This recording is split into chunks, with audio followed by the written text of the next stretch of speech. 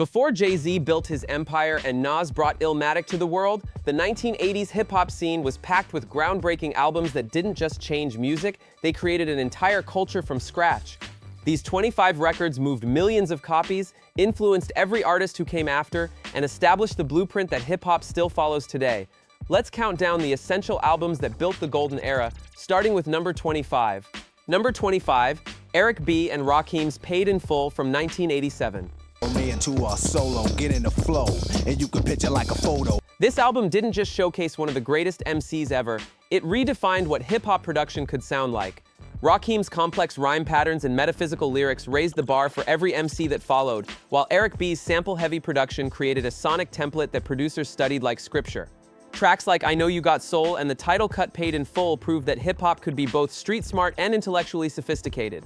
Number 24, Big Daddy Kane's Long Live the Kane from 1988. Take a few minutes to mellow out. Big Daddy Kane is on the mic. Kane brought a new level of lyrical dexterity and smooth confidence to the microphone that influenced everyone from Jay-Z to Eminem. His rapid-fire delivery on tracks like Ain't No Half-Steppin' and Raw demonstrated technical skills that few could match. The album showcased Kane's versatility. He could battle rap with the best, drop knowledge, or make the ladies swoon, all with equal mastery. Number 23, Ultramagnetic MC's Critical Beatdown from 1988. This album was so far ahead of its time that most listeners didn't catch up until years later. Kool Keith's abstract lyrics and Said G's futuristic production created a sound that predicted alternative hip-hop by nearly a decade. Their use of obscure samples and unconventional beats influenced everyone from the Beastie Boys to MF Doom. Number 22, Slick Rick's The Great Adventures of Slick Rick from 1988.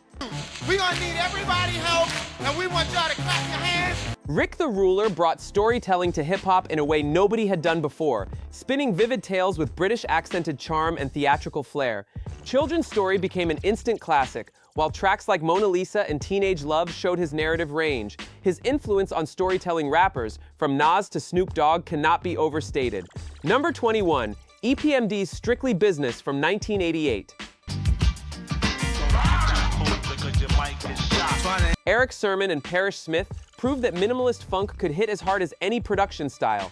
Their laid-back delivery over hard-hitting beats created the blueprint for East Coast underground hip-hop. The title tracks Strictly Business and You Gots to Chill became anthems, while their business-minded approach influenced countless duos that followed. Number 20, Boogie Down Productions' By All Means Necessary from 1988. I think very. After the tragic death of DJ Scott LaRock, KRS-One returned with an album that mixed social commentary with raw street knowledge. The iconic Malcolm X-inspired cover alone made a statement, while tracks like My Philosophy and Stop the Violence showed hip-hop's potential as a force for education and social change. Number 19, Salt and Peppa's Hot, Cool, and Vicious from 1986. These three women from Queens kicked down doors and proved female MCs could sell records and command respect. Push It became a worldwide phenomenon, going platinum and crossing over to pop charts. But beyond the hit single, the album showcased Salt, Peppa, and Spinderella as legitimate hip-hop artists who could rap, produce hits, and inspire a generation of women in hip-hop.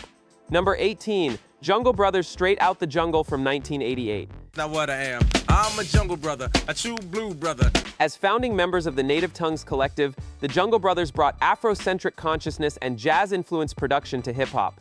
Their fusion of house music beats with hip-hop rhymes was revolutionary, creating a bridge between underground dance culture and rap music. Tracks like I'll House You showed their experimental spirit. Number 17, Ice-T's Rhyme Pays from 1987. Died for your life when my shotgun scattered. Ice-T brought West Coast gangster reality to wax before N.W.A. made it mainstream. This was the first gangster rap album on a major label, and it opened doors for every West Coast artist that followed. Ice's street narratives and hard-hitting delivery on tracks like 6 in the Morning and Squeeze the Trigger established him as hip-hop's original gangster. Number 16, Beastie Boys' Paul's Boutique from 1989. After the massive success of License to Ill, the Beasties could have played it safe. Instead, they created a dense, sample-heavy masterpiece that confused fans initially, but became recognized as one of hip-hop's greatest albums. The Dust Brothers' production was years ahead of its time, and the Beasties' playful yet sophisticated rhymes showed their growth as artists.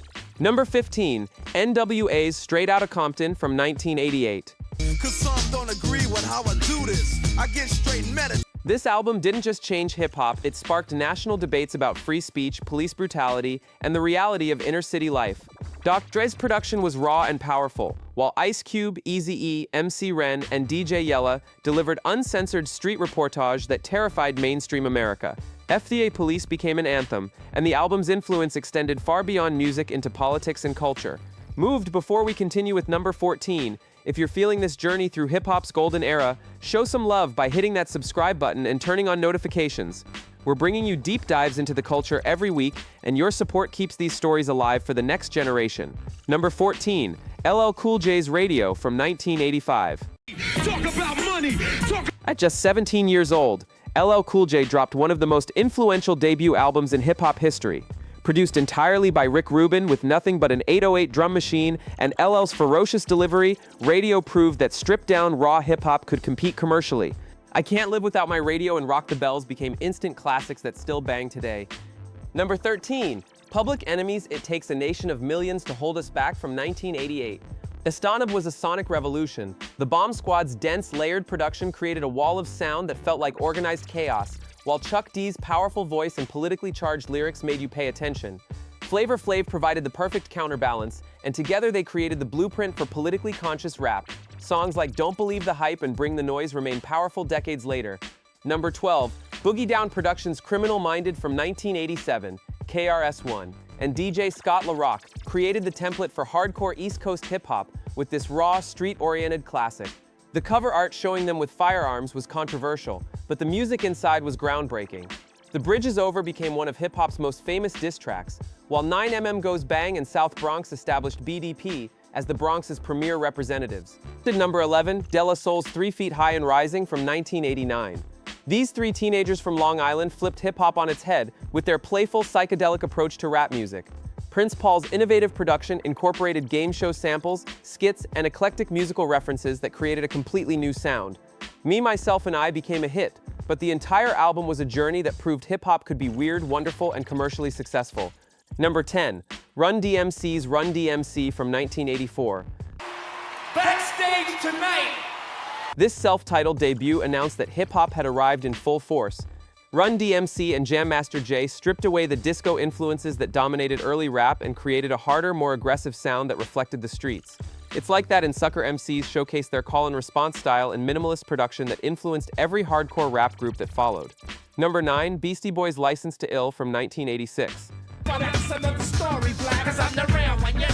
Three white kids from New York making hip-hop was controversial enough, but when License to Ill became the first rap album to reach number 1 on the Billboard 200, it proved hip-hop's commercial potential was unlimited. Rick Rubin's rock-influenced production on tracks like Fight for Your Right and No Sleep Till Brooklyn created a bridge between rock and rap audiences. Number 8, Run-DMC's Raising Hell from 1986. This album took hip-hop from the underground to the mainstream without compromising authenticity. The collaboration with Aerosmith on Walk This Way broke down barriers between rock and rap, while tracks like My Adidas and It's Tricky became cultural phenomena. The album went triple platinum, proving that hip-hop could compete commercially with any genre. Number 7, Public Enemy's Yo, Bum Rush the Show from 1987. Before they changed the world with Nation of Millions, Public Enemy announced their arrival with this powerful debut. Chuck D's booming voice, Flavor Flav's wild energy, and the Bomb Squad's innovative production served notice that hip-hop had found its most militant, politically charged voice. Tracks like Public Enemy No. 1 and Rebel Without a Pause laid the foundation for everything that followed.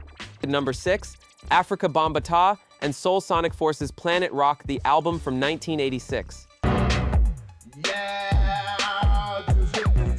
While Planet Rock the single dropped in 1982, this 1986 album compilation captured Bambaataa's revolutionary fusion of hip-hop with electronic music. Using Kraftwerk samples and drum machines, Bambaataa created an entirely new sound that influenced electro, house, and hip-hop production for decades. His vision of hip-hop as a universal culture transcending race and nationality was embodied in this futuristic music. Number 5, Run-DMC's King of Rock from 1985. After their groundbreaking debut, Run-DMC doubled down on their rock-rap fusion with this sophomore album. The title track King of Rock boldly declared their supremacy, while the album's guitar-heavy production pushed hip-hop further into mainstream consciousness. This was the bridge between their raw debut and their commercial breakthrough with Raising Hell, showing their artistic evolution while maintaining street credibility. Number 4, LL Cool J's Bigger and Deffer from 1987. With his sophomore album, LL proved his debut wasn't a fluke. I Need Love became hip-hop's first romantic ballad to reach mainstream success, while I'm Bad reasserted his credentials as a battle rapper. The album went platinum and showed that hip-hop artists could have crossover appeal without selling out.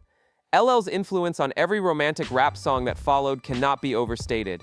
Number 3, Eric B. and Rakim's Follow the Leader from 1988. Melodies for MCs, motivation to break some ever laugh. If Paid in Full established Eric B. and Rakim as forces to be reckoned with, Follow the Leader cemented their legendary status. Rakim's lyrics reached new heights of complexity and consciousness, while Eric B.'s production was even more sophisticated.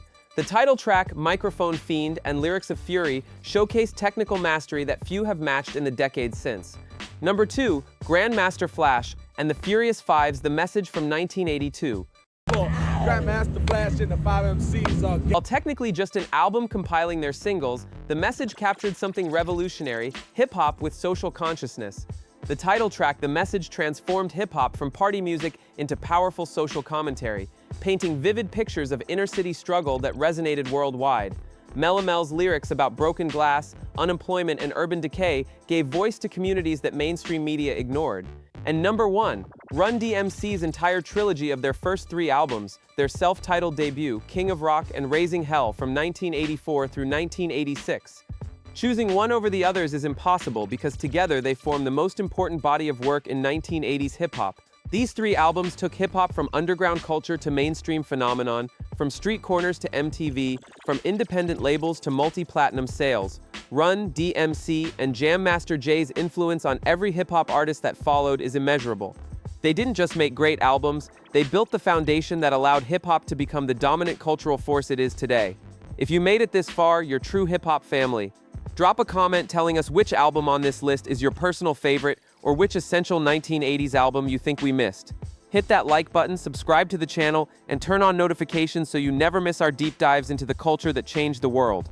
We're keeping hip-hop history alive, one story at a time. Peace.